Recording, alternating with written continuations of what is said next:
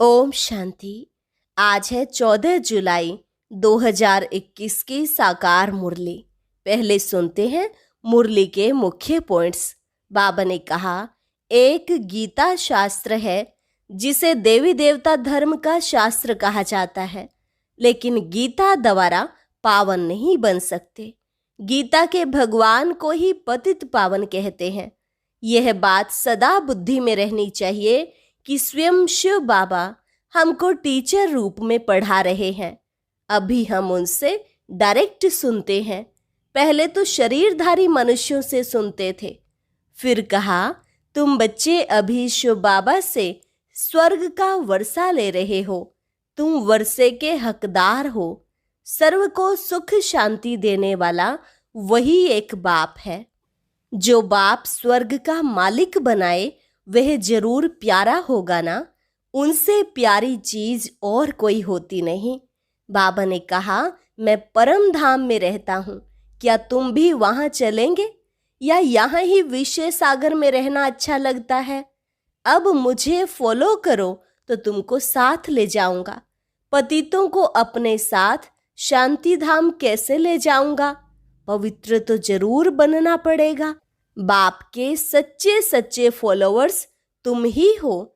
तुम्हें शिव बाबा को पूरा पूरा फॉलो करना है, अर्थात बाप समान पवित्र बनना है। और लास्ट में बाबा ने कहा, तुम मुझे याद करो तो मैं प्रतिज्ञा करता हूँ तुम्हें पावन दुनिया में ले चलूंगा। पावन बनने के सिवाय और कोई उपाय नहीं। अब सुनते हैं महावाक्यों को विस्तार से। मुरली का सार। मीठे बच्चे, सारी दुनिया को शांति देना एक बाप का ही काम है। इसलिए कहते हैं, हे शांति देवा।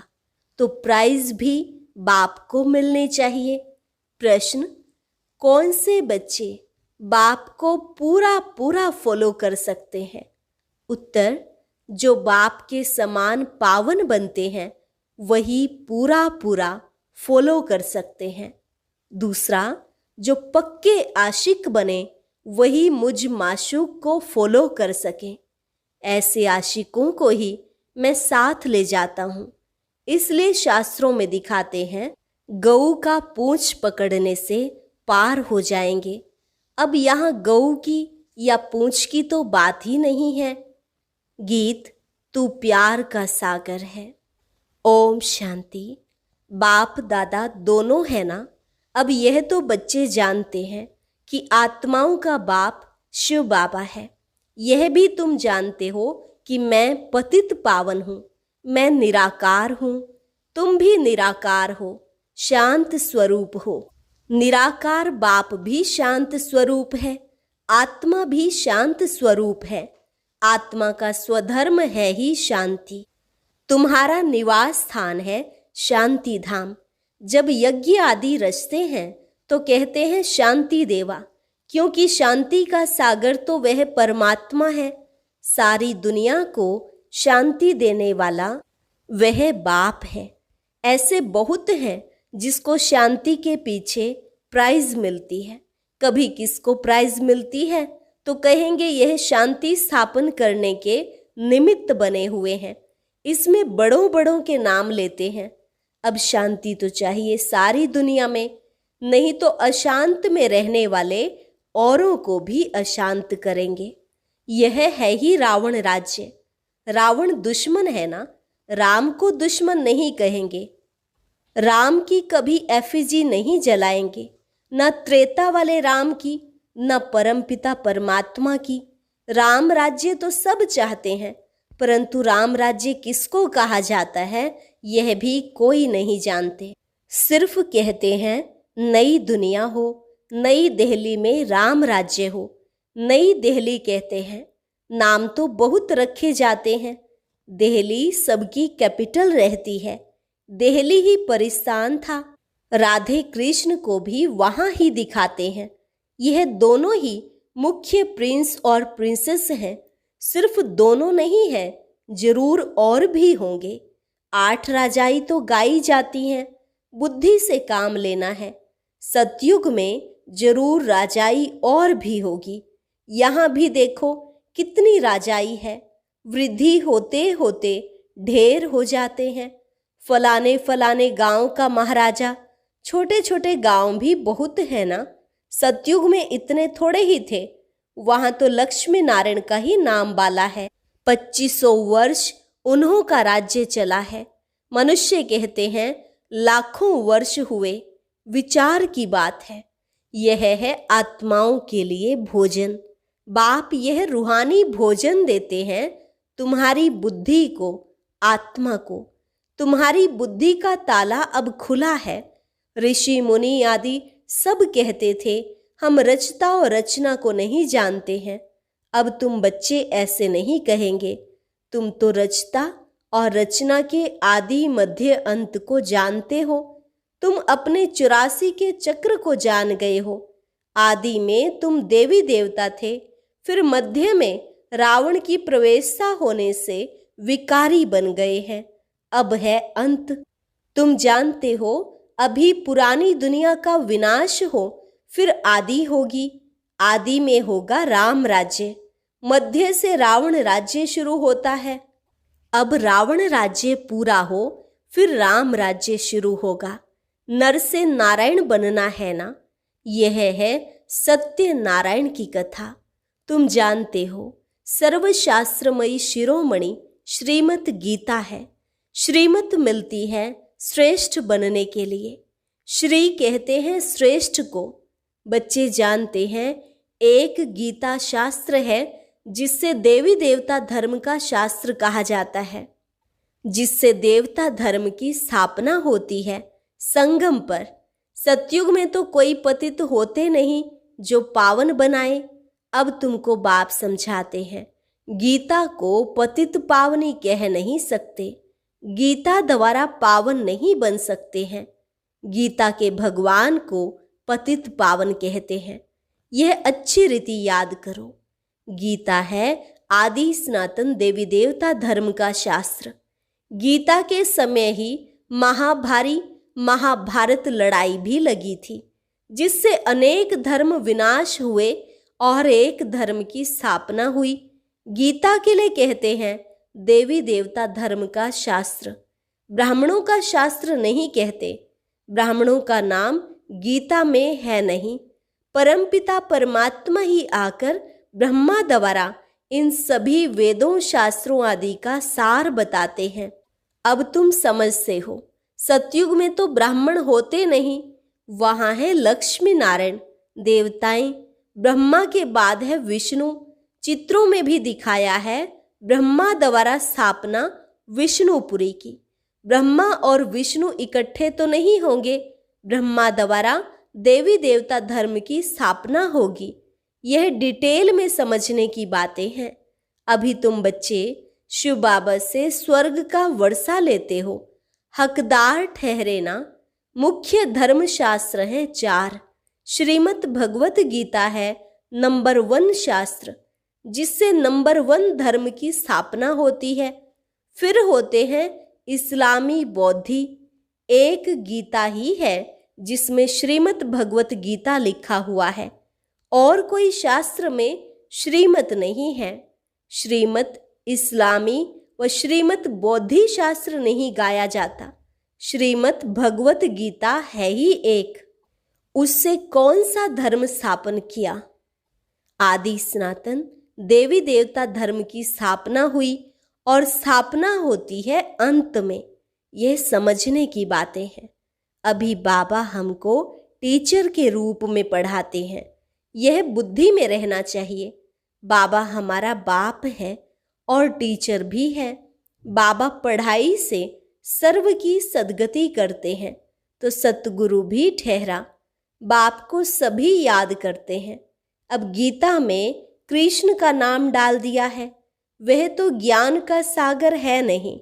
उनको ज्ञान के सागर बाप ने ऐसा बनाया है, तो वह टीचर भी है। यहाँ तुम नई बातें सुनते हो। शास्त्र आदि तो बहुत पढ़ते सुनते आए। अब तुम बाप द्वारा डायरेक्ट सुनते हो। आगे सब शरीरधारी मनुष्यों द्वारा सुना था। अभी तुम समझते हो हम आत्मा असल में अशरीरी थे। पीछे फिर शरीर धारण किया है। बाबा भी अशरीरी है, शिवलिंग बनाते हैं ना। आत्मा शरीर द्वारा उनको पूजती है, पुकारते भी हैं, हे परम पिता परमात्मा, आकर हम पतितों को पावन बनाओ। लिंग की पूजा करते हैं, परंतु यह थोड़े ही समझते हैं कि यह पतित पावन बाप है जिसको हम पुकारते हैं। शिव भगवान है, ईश्वर है, बस ऐसे ही याद करते हैं। उनको बाबा कहें तो बुद्धि में आए कि बाबा से वर्षा मिलना चाहिए। हमको वर्षा मिला है तब हम पूजते हैं। भारतवासियों को वर्षा मिला जरूर है, कब मिला यह भूल गए हैं। अब तुम बच्चे समझते हो। बच्चे कहते हैं हम बाबा के पास आए हैं। शिव बाबा ब्रह्मा तन में आकर समझाते हैं। त्रिमूर्ति का नाम बाला है, त्रिमूर्ति मार्ग नाम भी रखा है। बाप की महिमा बहुत है, गीत में भी सुना, प्यार का सागर है, सर्व का सद्गति दाता है, सर्व को सुख शांति देने वाला है, सर्व का दुख हरता सुख करता है। बहुत प्यारा है ना, उनसे प्यारी चीज कोई होती नहीं। जो बाप स्वर्ग का मालिक बनाए वह जरूर प्यारा होगा ना, वह है बेहद का बाप। कहते हैं बच्चों, मेरे से स्वर्ग की बादशाही मिलती है। तुम आत्माएं भाई भाई हो, अभी बाप द्वारा सुन रहे हो। सभी आत्माएं बाप को याद करती हैं, बाबा हमको आकर पावन बनाओ। अब आत्मा कहती है बाबा आया हुआ है पावन बनाने। कहते हैं बच्चों, 5000 वर्ष पहले तुमको पावन बनाने आया था। अब मुझ बाप को याद करो तो तुम्हारे विकर्म विनाश होंगे और तुम्हारे सब दुख दूर हो जाएंगे। पुकारते भी हैं पतित पावन आओ, अथवा तालियां बजाते रहते हैं, रड़ियां मारते रहते हैं पतित पावन सीताराम, तो खुद पतित ठहरे ना। यह है ही नर्क, इसको रौरव नर्क कहा जाता है। गरुड़ पुराण में तो रोचक बातें बहुत लिख दी हैं कि यह करने से यह बनेंगे, यह होगा। फिर कह देते गऊ का पूंछ पकड़ने से स्वर्ग में चले जाएंगे, ऐसा कुछ लिखा हुआ है। अब जानवर की तो बात नहीं, तुम गौ माता हो ना, तुम्हारी पूंछ अथवा तुम्हारी पीठ जब तक कोई ना पकड़े तब तक रास्ता मिल न सके। पूंछ तो है नहीं, कहते भी हैं तुम्हारी पूंछ पकड़कर तर जाएंगे। अब यहाँ पूंछ तो पकड़ना नहीं है, परंतु फॉलो करना है। सन्यासियों के फॉलोवर्स तो बहुत हैं, परंतु फॉलो करना अर्थात पवित्र बनना। तुम तो सच्चे सच्चे फॉलोवर्स हो। शिव बाबा कहते हैं मैं आया हूँ तुम सबको वापस ले जाने। तुम मुझे याद करो तो तुम्हारे पाप भस्म हो जाएंगे। पावन बनने बिगर फॉलो कर नहीं सकेंगे। शिव बाबा को पूरा फॉलो करना है। तुम यहाँ बैठे हो फॉलो करने के लिए। भक्ति मार्ग में भी मुझे याद करते आए हो। तुम जानते हो आत्माएं आशिक हैं, परमात्मा माशूक है। आत्माएं उनको याद करती है और वह आए हैं लेने लिए। कहते हैं मुझे फॉलो करो तो तुम्हारे को साथ ले जाऊंगा। कैसे फॉलो करो वह भी समझाते हैं। मैं हूँ पावन, तुम हो पतित, तो जरूर पावन बनना पड़े, जरूर फॉलो करना पड़े। विकारी तो फॉलो कर न सके। फॉलो करने के लिए मेरे समान पवित्र बनो। क्या मैं पतितों को अपने साथ शांति धाम ले जाऊंगा? इतने सब मनुष्य भक्ति तप दान पुण्य आदि करते हैं मुक्ति पाने के लिए, क्योंकि यहाँ दुख है और चाहते हैं हम अपने घर वापस जाएं। बाप कहते हैं पवित्र जरूर बनना है। मैं पावन हूँ तब तो तुमको पावन बनाता हूँ। आऊँगा भी ब्रह्मा के तन में। मैं रचता हूँ, मैं इस ब्रह्मा के तन में आता हूँ। दिखाते भी हैं ब्रह्मा द्वारा बाप देवी देवता धर्म की स्थापना करते हैं। तुम बीके हो, अब जानते हो शिव बाबा को फॉलो करना है। बाप कहते हैं, मुझे याद करो तो मैं प्रतिज्ञा करता हूँ पावन दुनिया में ले चलूँगा, और कोई उपाय है नहीं। कहते हैं पतित पावन, या तो दृष्टि ऊपर जाती है या तो पानी के तरफ देखते हैं। गंगा तो पतित पावनी है नहीं, यह तो सागर से निकली हुई नदियां हैं। अब पूंछ तो तुम्हारा पकड़ना चाहिए। बाप कहते हैं, तुमको पावन बनना है, मेरे को फॉलो करना है, तभी साथ चल सकेंगे। बाप कहते हैं, तुम मेरे साथ रहने वाले थे, अब 84 का चक्र लगाए पतित बने हो, अब फिर मेरे को याद करो तो पावन बनेंगे। सन्यासी भी गृहस्थी को कहते हैं, फॉलो करना है तो घर बार छोड़ो। बाप कहते हैं, मैं परम धाम में रहता हूँ, तुम भी चलेंगे या यहाँ ही विषय सागर में रहना अच्छा लगता है? तुम तो पुकारते आए हो, हे पतित पावन आओ। अब बाप आए हैं, साथ ले जाते हैं। कल्प कल्प आकर तुमको साथ ले जाता हूँ, फिर सतयुग में तुम बहुत सुखी रहते हो। यह लक्ष्मी नारायण स्वर्ग के मालिक थे ना, इन्हों को इतना सुख देने वाला कौन? Heavenly God father. बाप याद दिलाते हैं, तुम हमारी जयंती मनाते हो। परमपिता परमात्मा की जयंती सभी भारतवासी मनाते हैं। हमारा यह बर्थ प्लेस है। क्रिश्चियन थोड़े ही मानेंगे, वह तो क्राइस्ट को मानेंगे। शिव जयंती भारतवासी मनाते हैं। यह सर्व के पतित पावन का बर्थ प्लेस है। बाप सबको सुख देने वाला है, सर्व को लिबरेट करने वाला है, तो भारत कितना उच्च है। बाप जानते हैं, ड्रामा अनुसार जब हमारे बच्चे बहुत दुखी हो जाते हैं तब मैं आता हूँ वर्षा देने। बाप है ज्ञान का सागर, सुख का सागर, बच्चों को वर्षा दे रहे हैं। कहते हैं मुझे फॉलो करो। यह जानते हो हम आत्मा विकारी हैं, इसलिए शरीर भी विकारी ही है। सतयुग में आत्मा पवित्र है तो शरीर भी पवित्र मिलता है। अब बाप कहते हैं बच्चे पावन बनो, याद से ही तमो प्रधान से सतो प्रधान बनेंगे। अच्छा, मीठे मीठे सिकिलधे बच्चों प्रति माता पिता बाप दादा का याद प्यार और गुड मॉर्निंग। रूहानी बाप की रूहानी बच्चों को नमस्ते। रूहानी बच्चों की रूहानी बाप दादा को नमस्ते नमस्ते, गुड मॉर्निंग। धारणा के लिए मुख्य सार। पहली पॉइंट, बाप से स्वर्ग का वर्षा लेने के लिए मैं आत्मा भाई भाई हूँ, यह पक्का करना है। बहुत प्यार से रहना है। जैसे बाप प्यारे ते प्यारा है, ऐसे प्यारा बनना है। दूसरी पॉइंट, बाप समान पावन बनकर बाप को पूरा पूरा फॉलो करना है।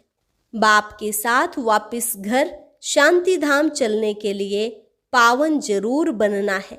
वरदान, याद के आधार से माया की कीचड़ से परे रहने वाले सदा चीयरफुल भव। कोई कैसी भी बात सामने आए, सिर्फ बाप के ऊपर छोड़ दो। जिगर से कहो बाबा, तो बात खत्म हो जाएगी।